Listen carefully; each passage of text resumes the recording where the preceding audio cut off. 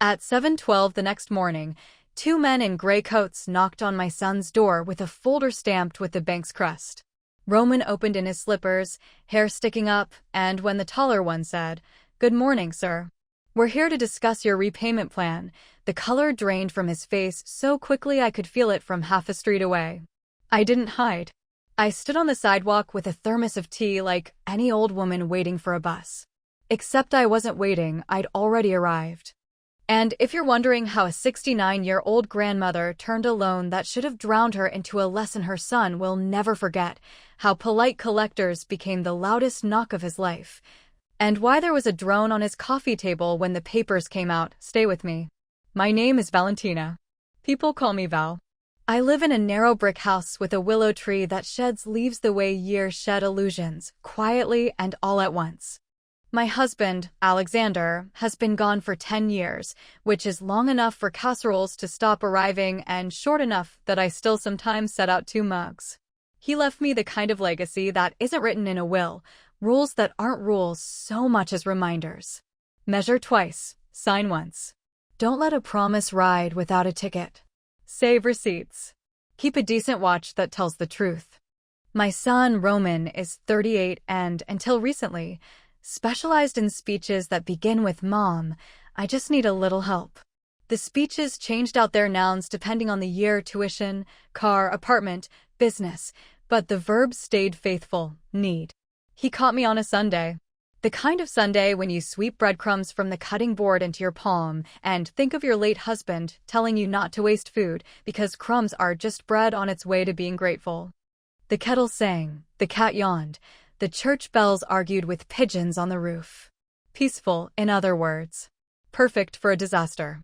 "Mom," Roman said, standing in my doorway with roses he hadn't paid for. Later I found the florist's invoice stuffed under my mat.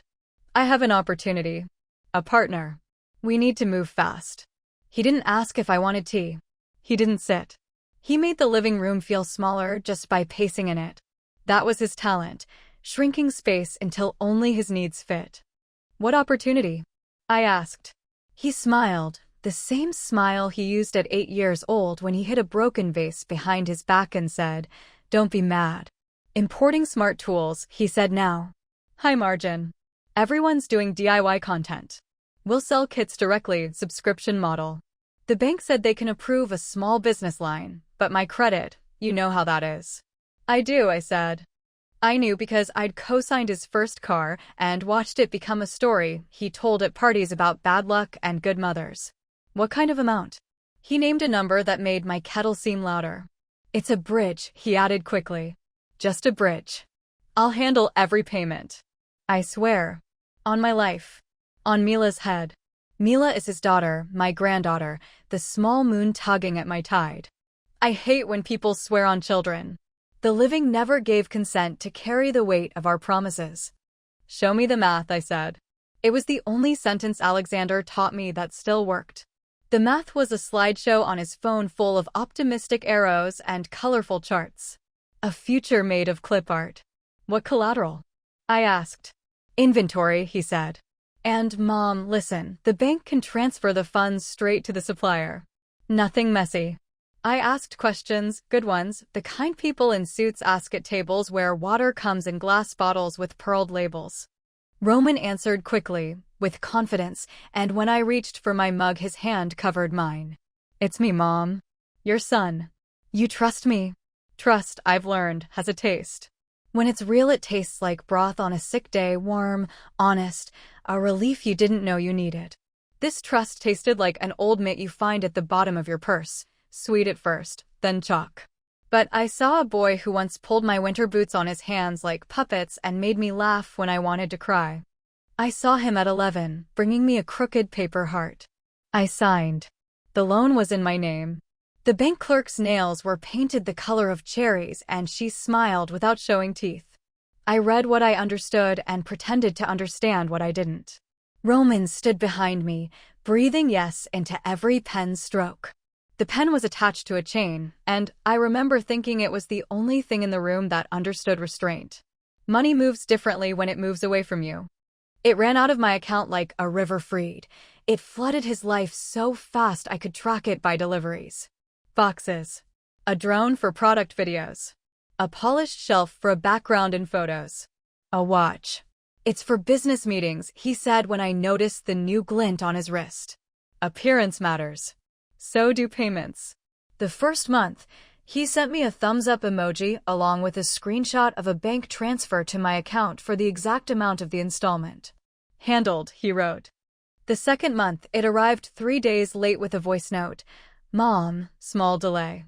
Supplier mix-up. Don't worry. The third month, he stopped calling me Mom and started calling me Val.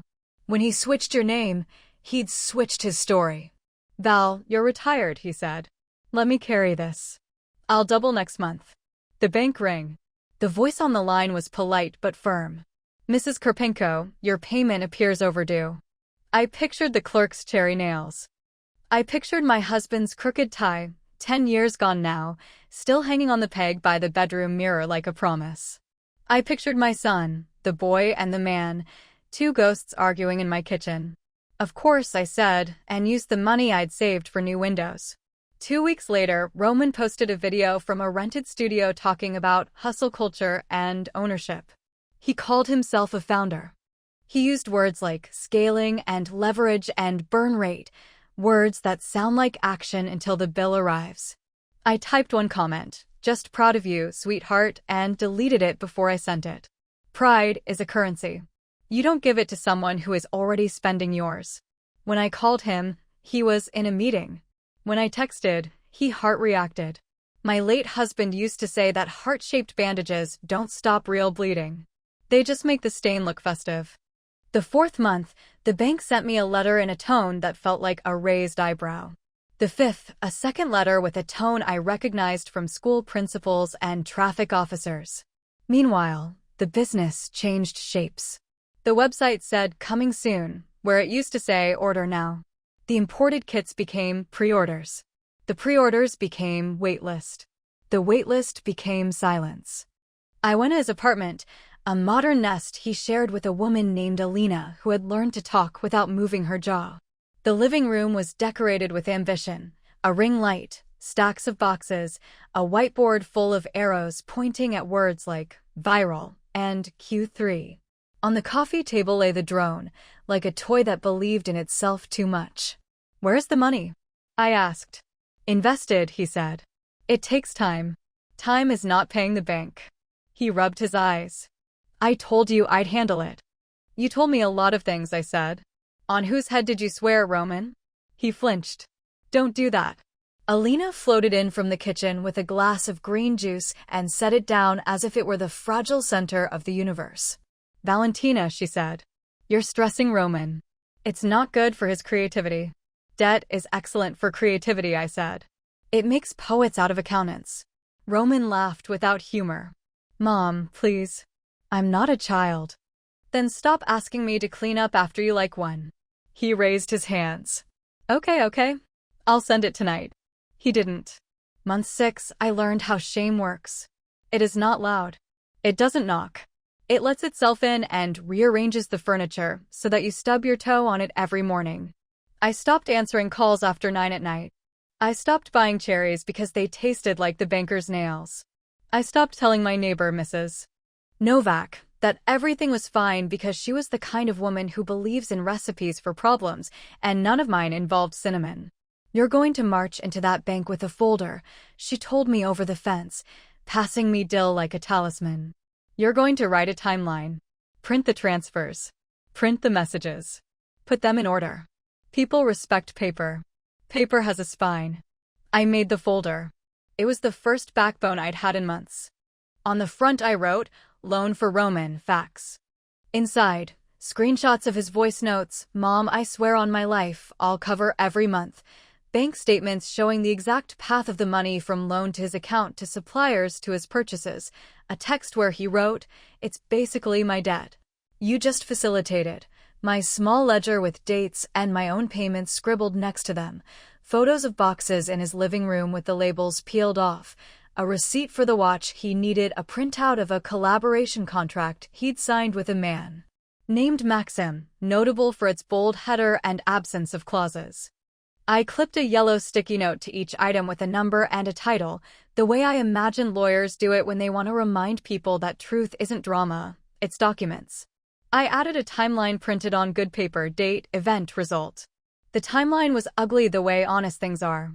The banker who met me wasn't Cherry Nails. Her name tag said Anita.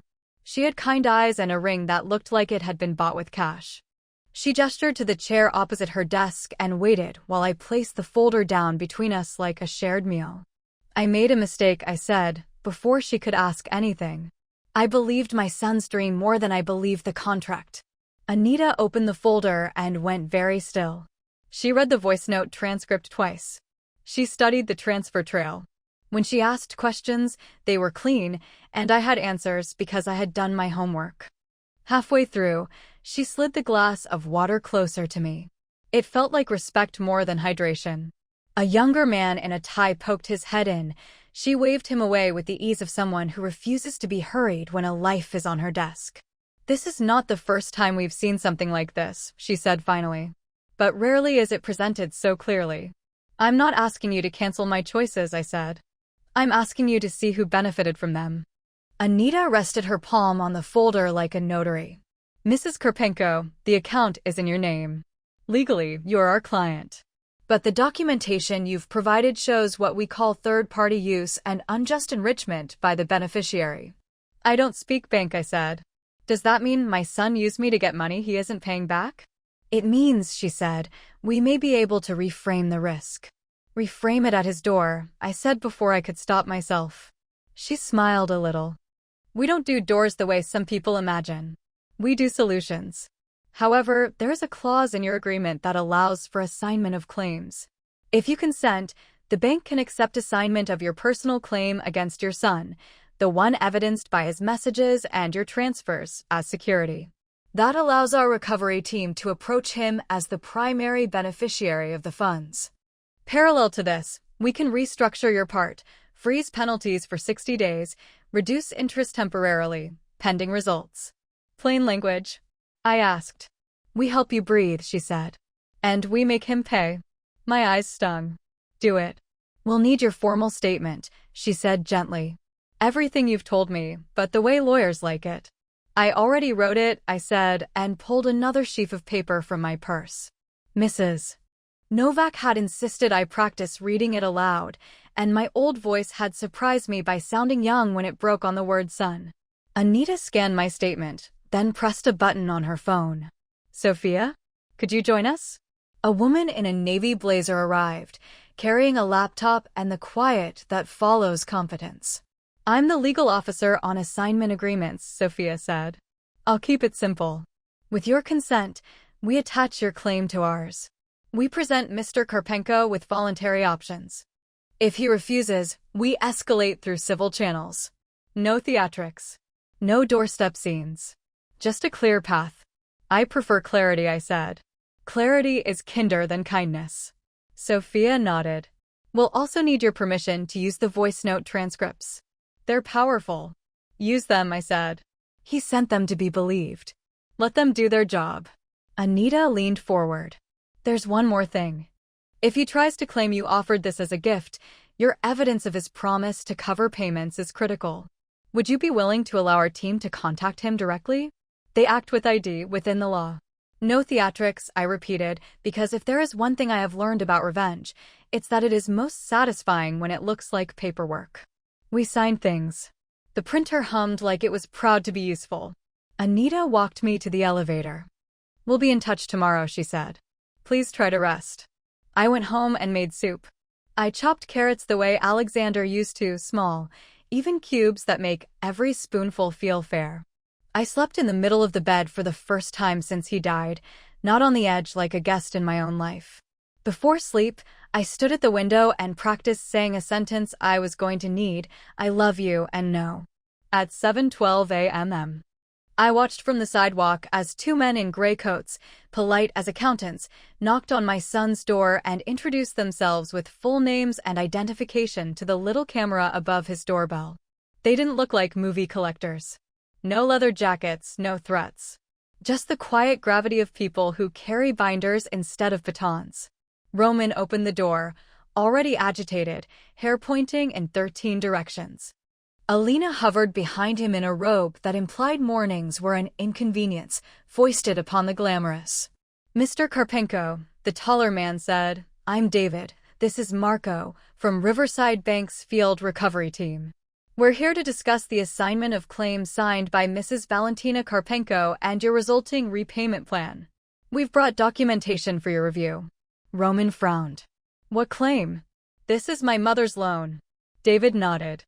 "And these are your written acknowledgments, time-stamped, accepting responsibility for the payments, alongside transfer records showing the funds moved to your account and then on to vendors and personal purchases." He set the folder down on the console table by the door with the kind of care most people reserve for christening a ship. Alina reached for it, but stopped when David added, "We'll provide your copy, of course, but we'll review here. There are options available to you if you're willing to cooperate today." "Options?" Roman said, as if the word were suspicious. "Voluntary Plan A," Marco said evenly, "uses your declared income and recent expenditures to set a 12-month schedule. Voluntary Plan B is 24 months with a partial asset sale. If neither, the legal route includes a court order, wage garnishment, and lien on non-essential discretionary assets. Our preference is Plan A." Alina crossed her arms. "We're not signing anything on the doorstep." "Of course," David said. "We can step into the building foyer to discuss privately."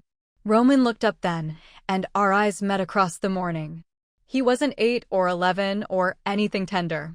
He was 38, and for the first time in a year his face showed an emotion I could work with, recognition. Not of me. Of the consequences that finally arrived wearing shoes. He called me. Right there on the spot, before he even put on real pants. "Mom," he hissed into the phone. "What did you do?" "The truth," I said. "I did the truth." "You sent collectors to my door?" "I told the bank where their money went," I said. "The rest is math." "You're my mother." "Yes," I said. "And you're my son. That is why I didn't go to court 6 months ago." He was silent. "Talk to them," I added. "Choose Plan A if you can. Sell the watch first. Apologize second." "Why would I apologize?" "You agreed to the loan." "I agreed to a promise," I said. "You broke it. Apologize for that." He hung up.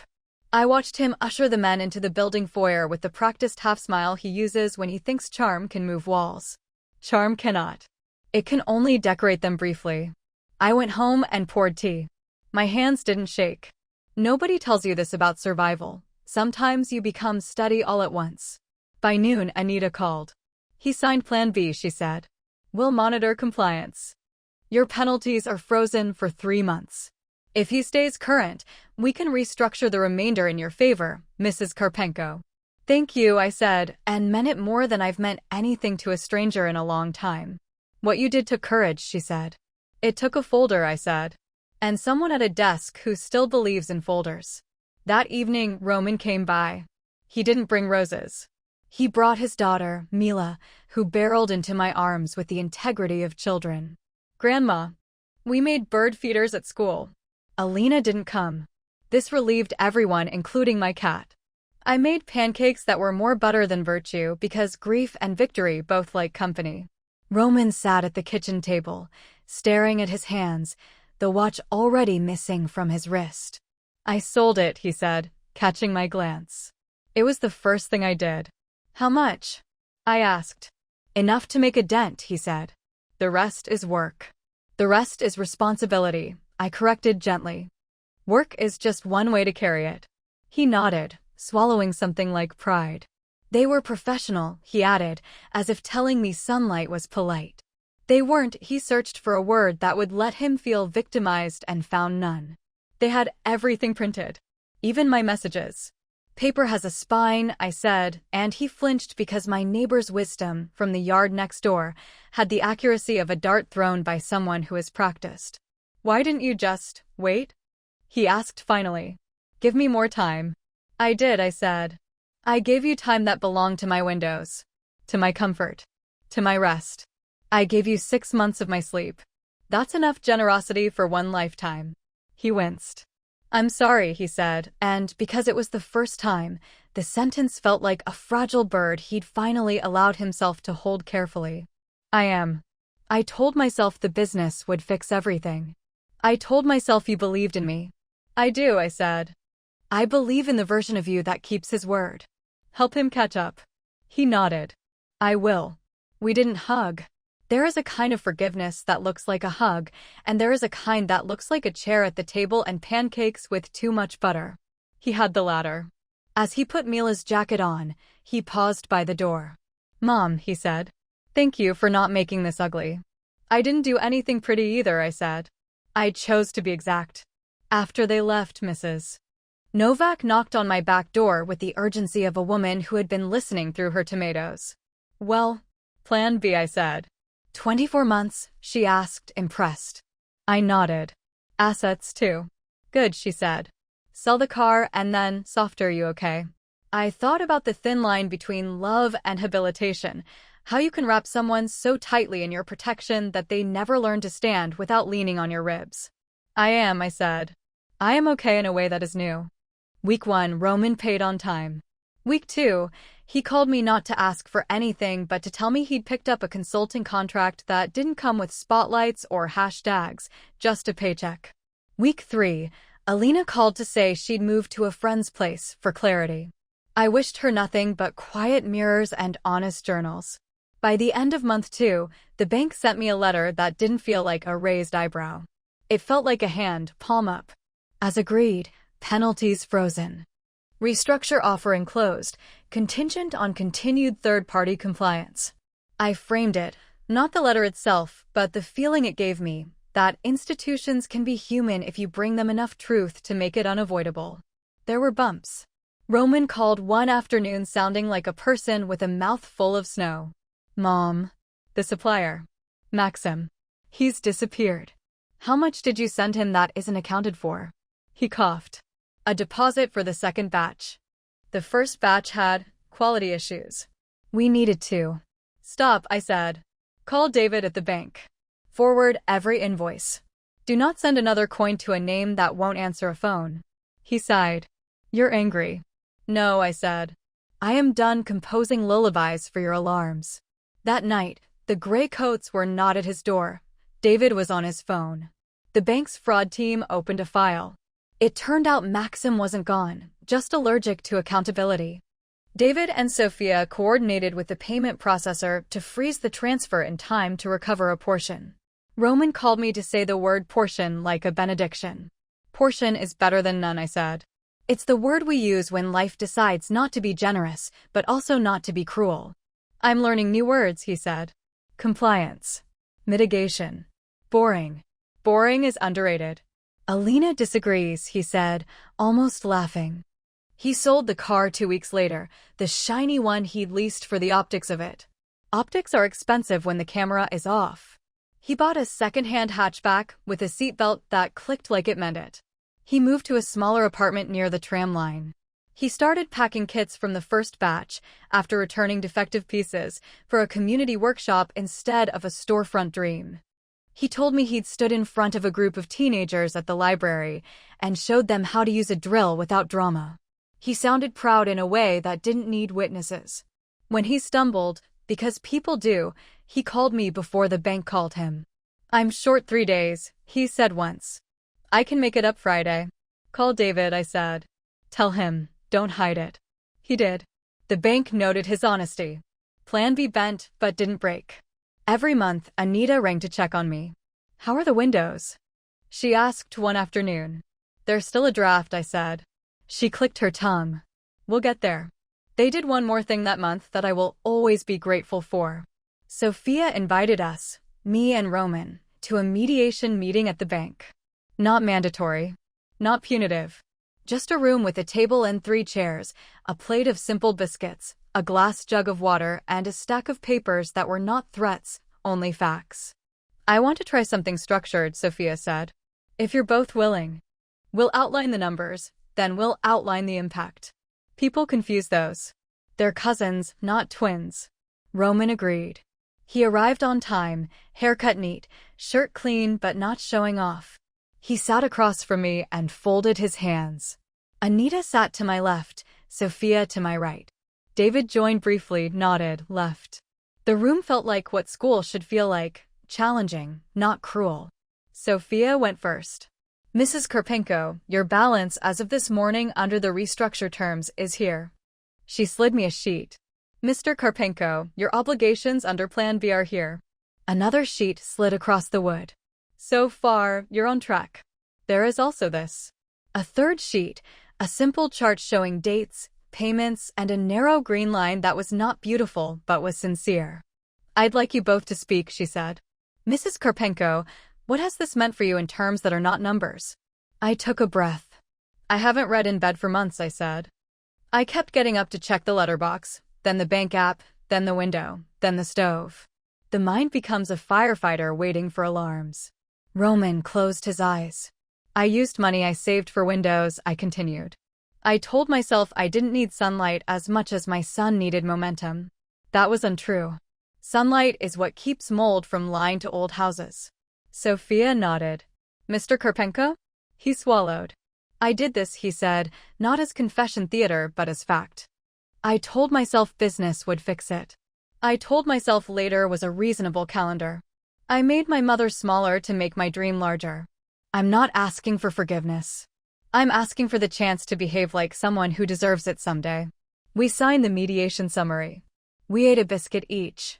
We went home separately but less alone. The next morning, there was a knock at my own door. Not collectors, an elderly man in a blue cap and a woman with a clipboard. Window estimates, the woman said. Anita at Riverside asked us to come by. No obligation. She said you like paper. I laughed. I do like paper. The estimate was fair. 2 months later, after Roman hit a milestone in payments, Anita called to say the bank was applying a courtesy credit for exemplary cooperation and recovery compliance. It covered the difference between my savings and the window invoice. I cried in a way that didn't scare the cat. With the new windows installed, the house practiced breathing. The willow looked less like a burden and more like a dancer. I started sleeping like a person whose spine remembered itself. Not every day was a parade. Alina tried to return with apologies written in expensive eyeliner. They did not take. I need quiet, Roman said. Not a soundtrack. He learned to make soup. He learned to answer emails the day they arrived. He learned that I don't know is the beginning of competence when you add, but I'll find out to the end. He did one more thing that surprised me. He posted a video, not the swaggering founder voice, but a short, simple message from his kitchen. I made mistakes, he said. I took money that wasn't mine to risk, and I told myself stories to make it sound brave. This is what accountability looks like for me now. A payment plan, a smaller apartment, a used car, honest work, and calling my mother before my pride calls me names. Comments were kinder than the internet usually allows itself to be. One wrote, "This is the first useful entrepreneurship video I've seen." Another, "The bravest thing here is the absence of excuses." I watched the clip once and closed the app. I prefer my son in real time. There was a reckoning at Mila's school too. Her class held a fundraiser to replace ripped bean bags in the reading corner. Roman was supposed to make a donation, forgot, then remembered too late and called me in a panic. "Do not give me money," he said. "Tell me how to fix this." "You go to the teacher," I said. "You say you forgot. You ask what work needs doing instead." He did. On Saturday, he and 3 other fathers sanded the library benches and re-oiled them until they looked like they had been waited for, not abandoned. Mila told me her father smelled like pine and effort. The librarian brought them lemon water in cups too small for grown men and the kind of grateful smile that doesn't need a receipt. I kept 2 folders in the kitchen drawer. One labeled kindness held drawings from Mila, notes from neighbors, recipes that work every time. The other labeled evidence held copies of things signed in good faith and puzzles I cannot fix with soup. I hoped to open the first more than the second. But I knew where both were, and that knowledge made me taller. A year passed. Roman's green line on the bank chart grew like something that, for once, should be allowed to.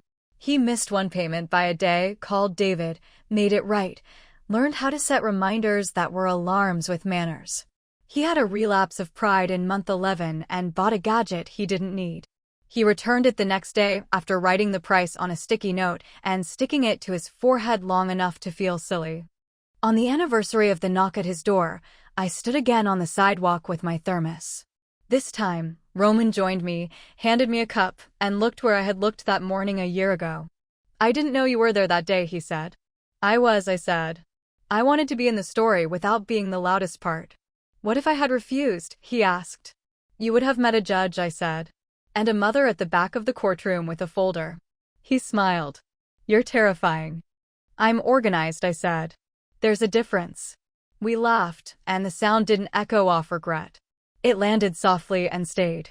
The second year brought new tests, the way good teachers do. Maxim resurfaced and sent a message through a new number, promising a refund if Roman would just send a fee to unlock the process. Roman forwarded it to Sophia, who sent a reply so crisp you could iron shirts with it. The message stopped. Roman looked at me as if to say, "See? I can spot a hook before it catches me." He started meeting with a counselor every other Thursday. I learned not to ask what they talked about. But once, he came over afterward and looked at the watch Alexander left me, a simple face, a leather band soft with use, the second hand that never mocked the hour hand. The counselor asked when I first learned that later is a way to make other people carrier now, he said. "What did you say?" I said I learned it when Dad got sick, he said. Everyone told me to focus on my exams, that we'd have time later. We didn't. I turned later into a shield and threw it at every responsibility, pretending it was strategy. I've been apologizing to the word now ever since. We sat in silence, the way people do who are not afraid of it. On my 71st birthday, 2 years after the morning with the thermos, the bank sent me a final letter. "Mrs. Karpenko, we are pleased to inform you that your account is settled in full. We appreciate your cooperation and courage." I read it twice, and then pressed it flat under the glass of the coffee table where guests set their cups. Let people see what a spine looks like. Roman came over that evening with Mila and a cake he'd baked himself. It was lopsided and perfect. We ate it with forks straight from the pan. He handed me a small box, light, nothing fragile. Inside was a watch. Not expensive. No stones. The second hand ticked with a humility I admired. "It doesn't say now," he said. "It says always." "You could have saved your money," I said, and he shrugged like a teenager who has finally understood the difference between gesture and theater. "It's not for guilt," he said. "It's for gratitude." I needed a reminder that love can be gentle and firm at the same time. I strapped the watch on. It felt like a grammar correction on my wrist. You might think that's where the story ends, with letters and cake, a lesson tidied into something you could stitch on a pillow. But life prefers sequels. A month later, a woman from our neighborhood association knocked on my door carrying a stack of flyers and the look of someone who has tried polite 3 times and is ready for effective. "We're holding a workshop next Saturday," she said. "Financial safety for seniors. Scams, predatory loans, pressure from family. Would you speak? You have a way of making paper feel like armor." I am not a speaker. I am a note writer who prefers the quiet math of lists. But I thought about the Sunday with the roses I didn't ask for and the invoice under my mat. I thought about the way chairs scrape the floor in bank lobbies when someone stands too fast from shame. I thought about Mrs. Novak sending Dill over the fence like a blessing. "I'll do it," I said. But no microphone.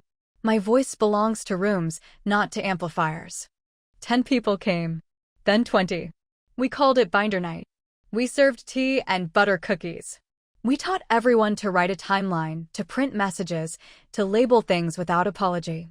We taught phrases that seem small and save lives. "I'll decide after I read.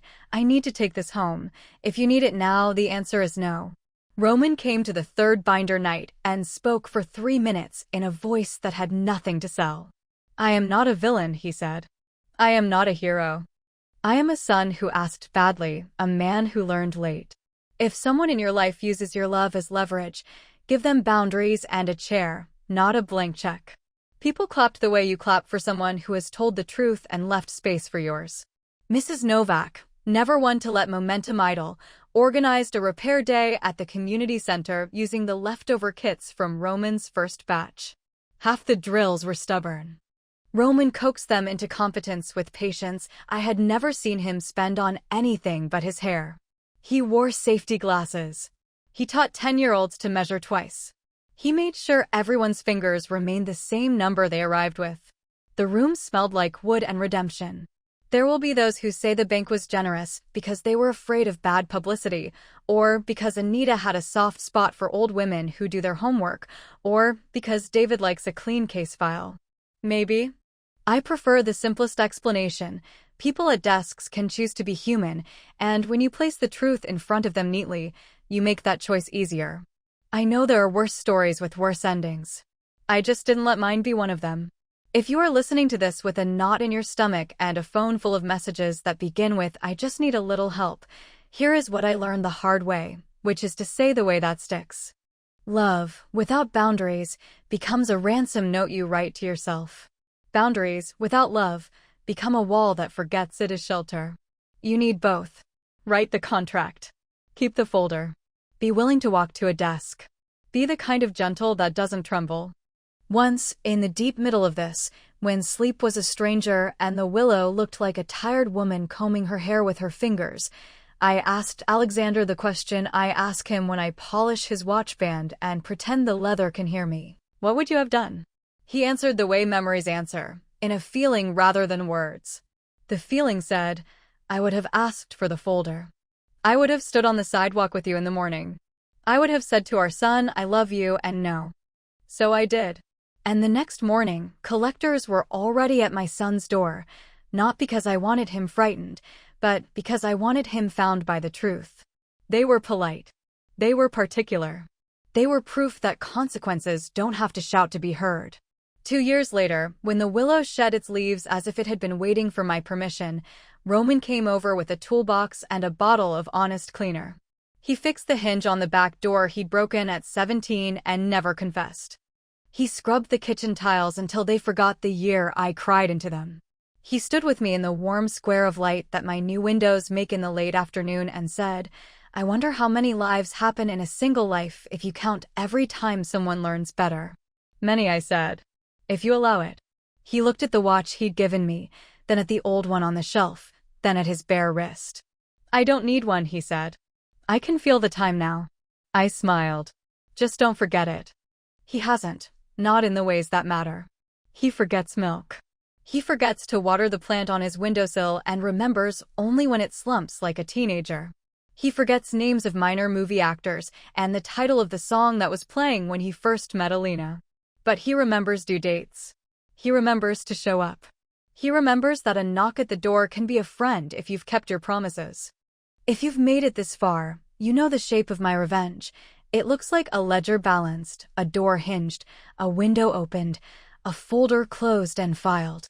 It looks like a son who learned the difference between later and never, a grandmother who learned to love her own boundaries as fiercely as she loves her family, and a bank that remembered it is composed of people who have parents. You're waiting for the dramatic moment, perhaps someone shouting in the street, a confession written on a billboard, a public spectacle to match the quiet damage of debt. I won't give you that. I will give you this instead. A Tuesday morning 2 years after the knock, when Roman came by before work just to drink tea at my table. The kettle sang, the cat yawned, the church bells argued with pigeons on the roof. Peaceful, in other words. Perfect for a life. He said, I'm going to be late because of you, and I said, good, and he laughed, and then he rose, rinsed his cup, put on his coat, and left in time to be exactly on time. It turns out the most satisfying ending isn't a door slamming. It's a calendar with green lines marching forward, a neighborhood room full of people labeling folders, a little girl reading on a newly oiled bench while her father checks the screws one more time, and a grandmother standing very still in a square of sunlight that isn't expensive anymore. Your watch to the end. Be click here. You will hear another story from my grandma.